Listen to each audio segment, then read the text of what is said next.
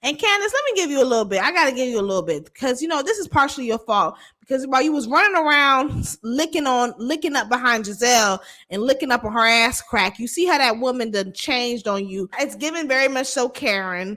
It's given very much so like white woman, white tears. You're literally putting people's lives at risk, people's reputation at risk. I feel like that should be a jailable offense.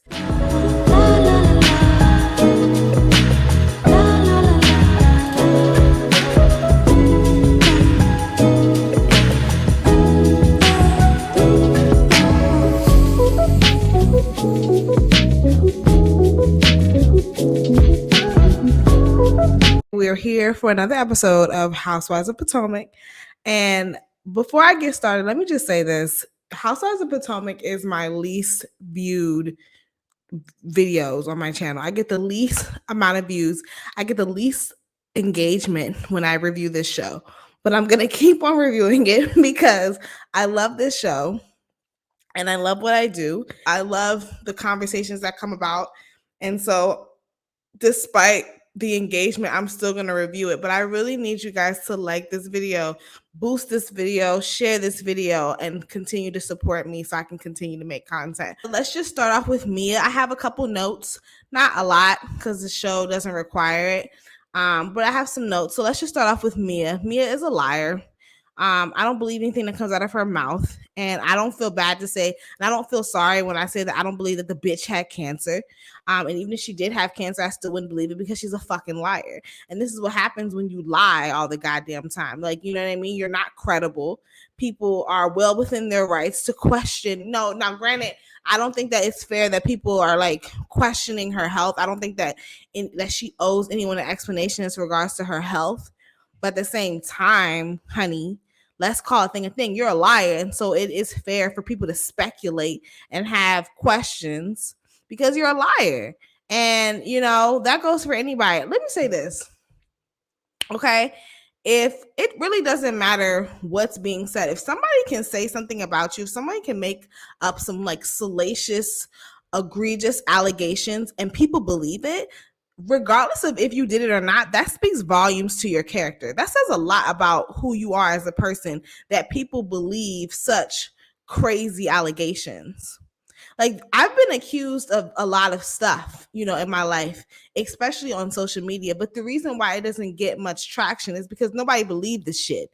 Now, if they believe it, that says a lot. Like that goes a long way. So that's my motto. It doesn't matter, regardless of if you did it or not. If what the people are saying about you is believable and people believe it, well, that it might as well have happened. She lied so damn much that she even lied about Chris looking at her. Bitch, ain't nobody looking at your big, long, heavy jaw having ass, square jaw having ass. Bitch, ain't nobody looking at you. You ain't nothing to look at. And I just don't like how, and I'm jumping ahead of the episode because this happened towards the end, but I just hate how they're like dogpiling Chris. Like, Chris really don't be bothering nobody. And see, I'm jumping all around. We're just gonna talk. We're just gonna have us a kiki. So grab your wine, grab whatever other substances that you like to calm down, honey, and we're just gonna have a conversation because this is the shit about Chris that get on my damn nerves. See, Chris, while you was trying to be Mr. Congeniality and shit, while you was trying to be everybody's mother trucking favorite, you see how that shit done backfired. Now they're trying to create this narrative that your ass is a little too friendly. Okay, I don't appreciate how y'all trying to dogpile this man and like all of a sudden, like where were all these allegations? It's like I just don't. Where did this all come from? This came out the woodwork. So all of a sudden, like Candace said, like, okay, so this is what we're doing. Candace broke the fourth wall, looked dead into the camera, and was like, so this is what we're doing. We're about to just make up some bullshit. Like my thing is like with the other white man that's married to the black woman on the show. What's his name? Michael. With his stuff, we have been seeing for a while how he been saying some weird shit and touching on people. It's been plenty of allegations. So when the stuff came out about him, it wasn't surprising. But with Chris, it's like y'all just pulling this out your ass. Like y'all this just came out of nowhere. The episode starts off with Candace,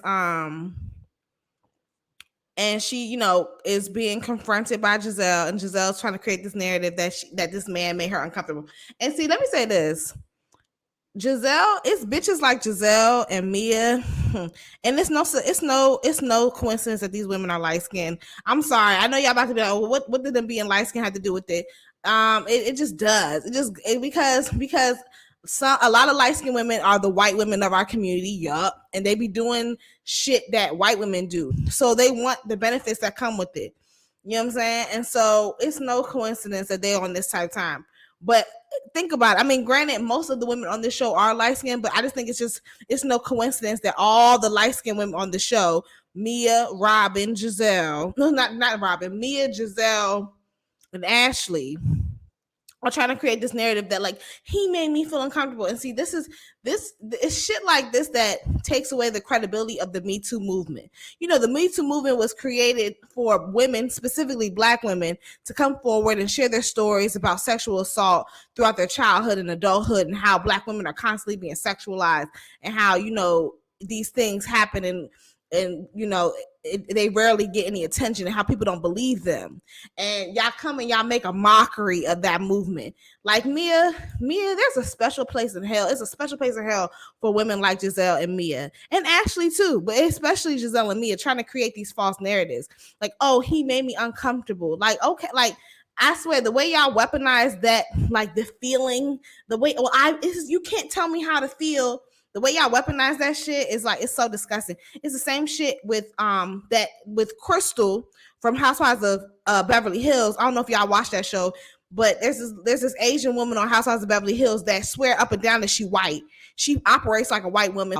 Or what? Oh, she a white woman of color. Oh, she's a white woman of color. That's what she is. And she operates just like a white woman, and she will, you know what? I felt violated. All this other shit, but that's another show. But anyways, child, it's just sick. Mia is disgusting.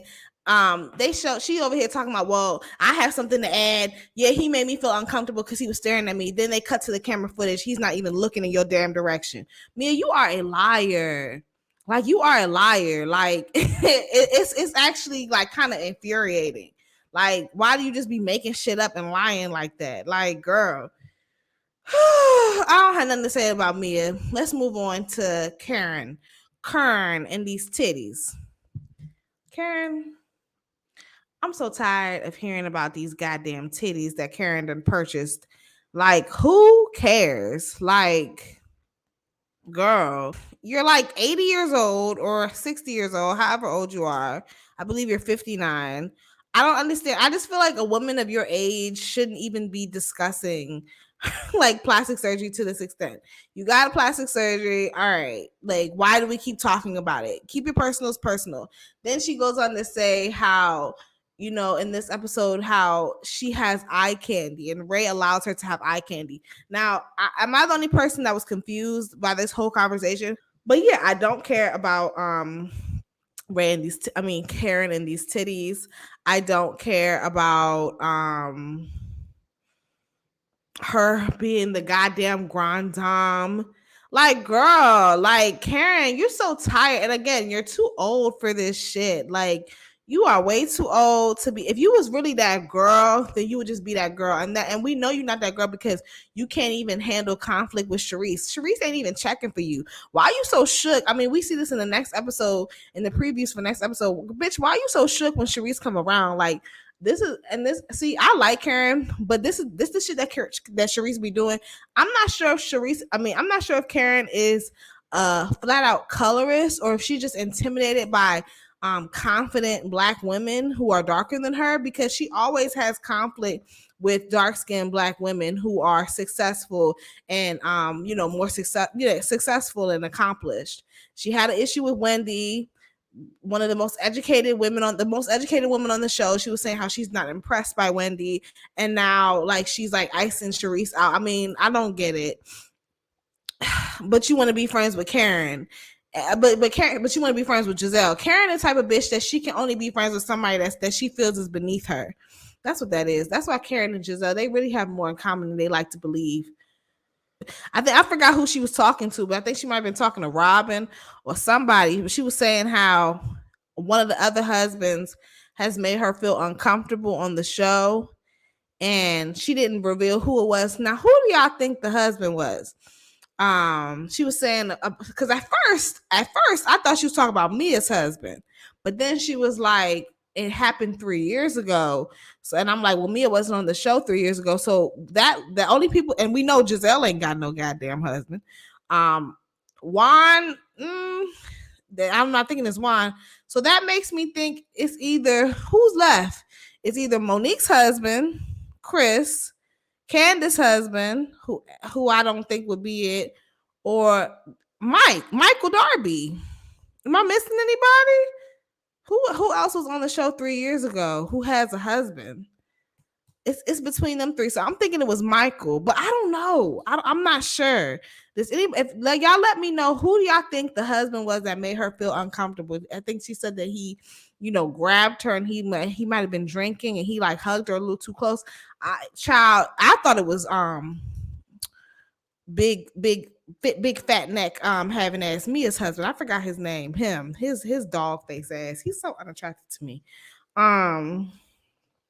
So that's that. I don't know. But Karen, I'm just tired. Whatever. Next. We have Wendy Usefu. I hope I'm pronouncing your name correctly. Wendy. I'm gonna be honest, Wendy. The only reason why I really like you on this show is because you represent dark-skinned women in a positive way. So we have dark-skinned representation because, as we know, it's so necessary and it's so needed for this show. And also because I get to see your Nigerian heritage and we get a closer look at that. But other than that, Wendy, you're kind of fucking boring. Okay, I'm tired of these storylines with you and these businesses that you ain't got no business running, that you don't know nothing about. Like, it's just getting real tired, and I'm tired. But I will say that you do be getting the girls together. Like, one thing about Wendy, she ain't no punk, and she knows how to clap back real quick. Which brings us to the next scene with her and Robin. Let's talk about this, child, because this shit made my head hurt. Let's just talk. We're just girlfriends having a kiki. What is this conflict with Robin and Wendy? I guess Robin is still mad about how Wendy did her last season. I'm gonna keep it a bean. I don't even remember what Wendy said to Robin or Gisselle. Like, the shit, I mean, it was cute in the moment, but it wasn't that memorable. I really wish that Robin would let the shit go, because really, the way you're harping on the situation, it makes us as the viewers, me specifically, want to go back to last season and watch what it is that she said that made you so shook, because it's not like it was one of those iconic reads like Phaedra, when she did Kenya, or you know what I'm saying, like those iconic reads that you just always remember. It wasn't given that. So honestly, Robin, you just need to let it go.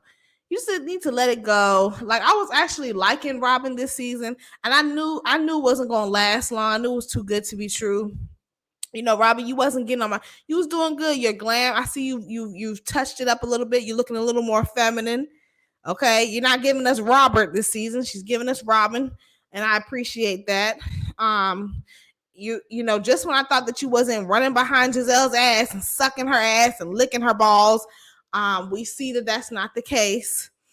Girl, you over here fighting Giselle's battle. You always want to be Robin. Always and will forever will be Giselle's guard dog. And I don't care what nobody say. I believe that Robin and Gisselle have had lesbian relations at one point. I believe that Robin done licked on that thing a couple times. Okay, like, that's what it gives the way, because again, it doesn't give like best friends. It doesn't give. It gives lovers and friends. Usher, Lil Jon, Ludacris. Okay, 2005, baby. That is what it's giving. She like the way Robin comes to Giselle's defense. It's not like she's defending a homegirl. It's like she's defending a girlfriend, like her actual girlfriend or something like that. Gisselle. I have nothing written for Gisselle. Giselle's fucking boring. Gisselle, honestly, what's gonna happen with Gisselle? The beautiful daughter, the best and most like commendable characteristic that Gisselle has is her children, because like Giselle's kids make you think, well, cool, well, maybe she's not that bad, maybe she's not that horrible of a person, that, you know what I mean? Because I mean, like her kids are kind of nice, or no, her kids are actually really nice, very sweet, very kind, beautiful young Black women. Like I'm actually surprised, like, that she raised such, great people, because she's such an awful person. She's just boring. There's nothing to talk about, and that's why she has to create issues and conflicts and drama in other people's relationship, because she has absolutely nothing going on for herself. I don't understand how she has a fan base. Do people even like Gisselle? Now, don't get me wrong. There would be no show without Gisselle, because Gisselle keeps the drama going. She knows how to get the ratings. She knows how to, she knows how to get the shit started.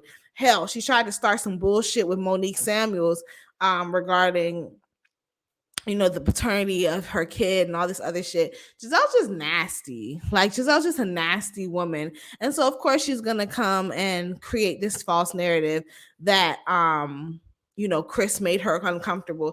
It's just like and it's just so funny to me. It's just like, though, that's like that's like the number one buzzword. Like, as soon as a woman says, he made me feel, this is how I feel, no one can argue with that. No one can dispute it. And you shouldn't. Like, that's just the whole point of the Me Too movement. The Me Too movement taught us that when victims, and I'm saying this loosely because Gisselle, Mia, Rob, Ashley, these women are not victims. But when actual victims come forward and show their stories, you're not supposed to gaslight them. You're not supposed to question them. You are supposed to believe them, because it's hard enough to even come forward with these kind of stories, especially Black women.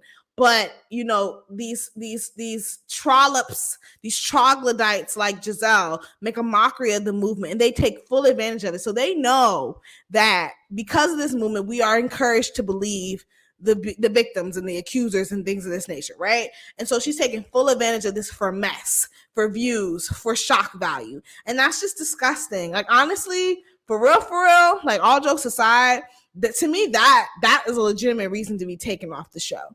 Like, for you to create this false narrative, like something happened to you, and when you said flat out, like, oh, he never said anything to me, he didn't touch me, but I just felt like, and I just feel like, and then for all these other women to come forward like Mia and like flat out lie and just make up shit and so, oh yeah, he made me feel uncomfortable too, he was staring at me, then we look at the footage, he's not staring at you. Like, I feel like that shit, that it's given very much so Karen. It's given very much so like white woman, white tears. I feel like you're literally putting people's lives at risk, people's reputation at risk. I feel like that should be a jailable offense. And if not jail time, then they should at least at the bare minimum be taken off the show, demoted, reprimanded, something, because they should not be rewarded for this type of behavior. And that's just on period. Whew, I'm getting worked up.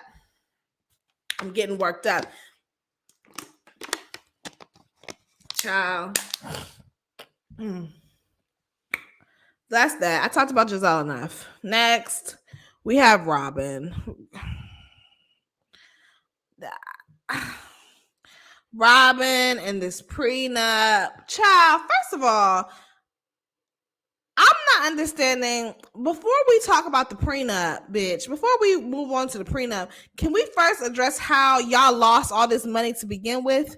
How the hell did Robin have the authority to lose millions of dollars to begin with? Like, that story is still not clear to me. And I know that, granted, that story is, eons old, but it just doesn't make any sense. Like, what kind of jurisdiction did y'all relieve to this woman who clearly knows nothing about finances if she was able to lose millions of dollars? Like, and it, like, I don't. But Robin and this prenup, child, Robin is a perfect prime example of how Black women, or just women in general, but Black women specifically, will be getting married just to get married. Like, it's like, girl, you don't even like, y'all have no chemistry whatsoever. You don't even want this man to have access to your money. Like, the whole purpose of marriage is to unite and to become one. So honestly, I feel like prenups, that, I mean, unless you're working with like millions and millions of dollars in equity, I don't really see why a prenup is even necessary. Especially considering the fact that y'all have 2 kids together. Y'all already done divorced and stayed together this whole time. Like, why are y'all even getting married? I don't have nothing to say about Robin, child. Robin gonna do what Robert does. They another one that I'm convinced is in an open relationship. I don't believe like come on, like all jokes aside, I don't believe like if I was to go down Georgetown or Georgia Avenue and I came across Juan or me and my friends came across him, I believe that he would still operate as if he was a single man. Okay? I don't feel the same way about Chris Bassett or the other other men on the show, specifically Chris and like Wendy's husband. Next. Candace ain't really got much going on this season. I see she's doing her thing with the with her music and stuff like that. This baby Candace, I don't even think that Candace really wants to have a child. I don't really care about Candace's storyline with I don't want to sound insensitive, but I guess we're seeing the IVF treatment. I'm sorry, I don't mean to be insensitive, but I just don't care. I don't know. I feel like a lot of women feel entitled to having kids. Like they just feel like that's their birthright. And it's really not. Like not every woman can have kids. Not every woman is born to be a mother. And I think it's just crazy how a whole billion-dollar industry has been born out of like exploiting infertility. And then not only that, like the shit costs like thousands and thousands of dollars, and half the time it don't even work. Like what? Girl, I just feel like that whole IVF industry is a very exploitative industry. Another conversation for another day. Let's keep it light and let's keep it tight. Let's keep talking about Housewives of Potomac because this video is getting kind of lengthy. And last but not least, we have Ashley. Ashley,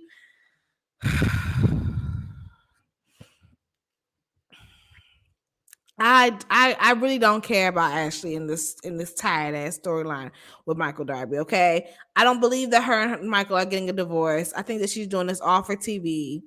I just don't care. I just think that Ashley is so pathetic. Like, and this is why I don't encourage women to marry men who are twice their age, because their relationship will always mirror a mother and son or a father and daughter type of relationship.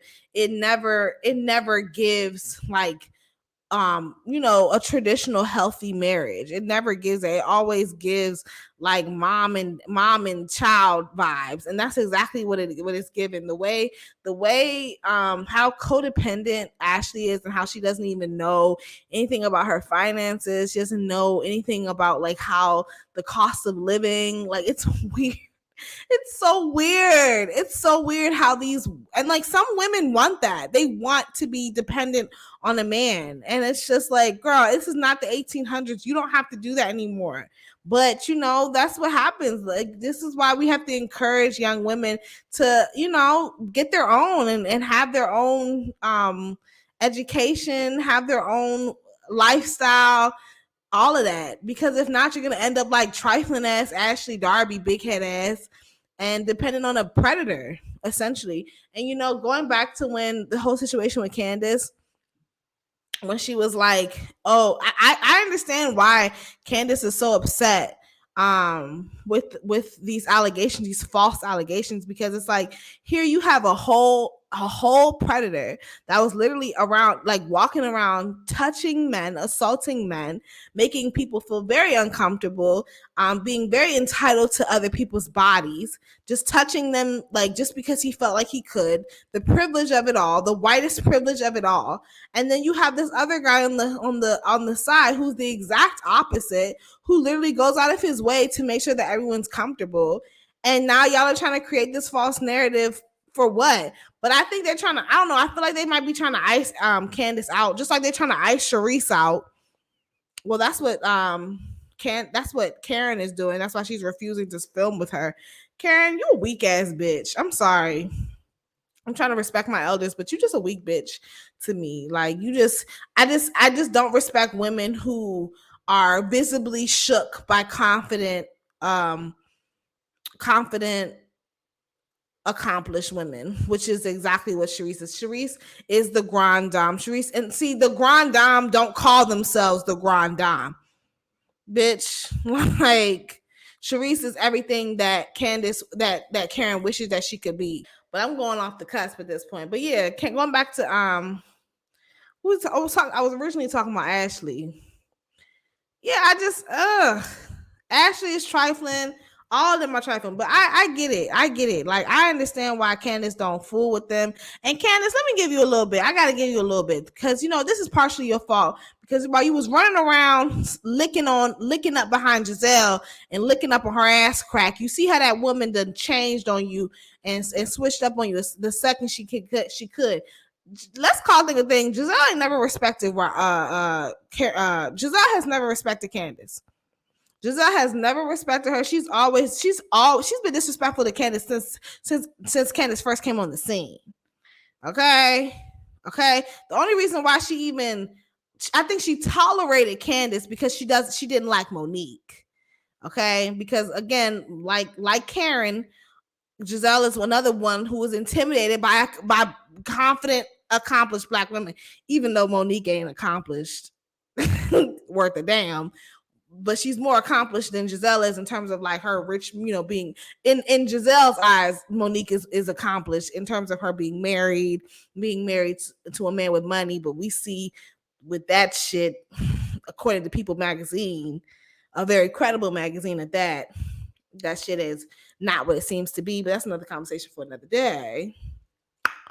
But yeah, I forgot what I was talking about. Oh, child, I just had a brain fart. I forgot what I was talking about. I forgot. But yeah, I guess we can just end the video now because I forgot what I was talking about. But yeah, y'all be sure to comment below and let me know how y'all feel about this review because this review was getting kind of long anyway.